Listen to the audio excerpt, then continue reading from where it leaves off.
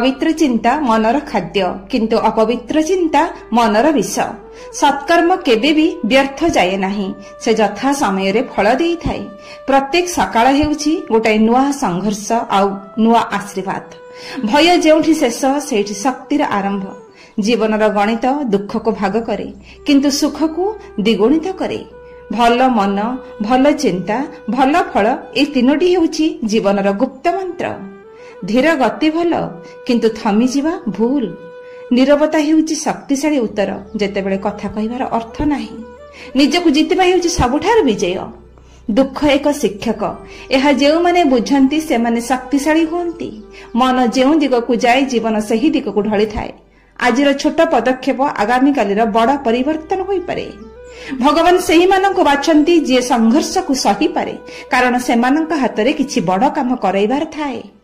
चेतना जेते उच्च जीवन सेते सुंदर। अन्यर आलोचना बंद करिवारु शांति आसे। निजे निज भूल सुधारिबाकु शक्ति आसे।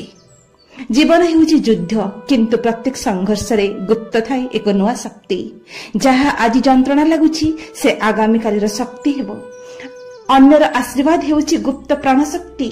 कदाचित एहाको अवमानना करंतु नाही। सब बळे निजर भल कर्म द्वारा अन्यर आशीर्वाद नेबा पई चेष्टा करंतु। जय जगन्नाथ।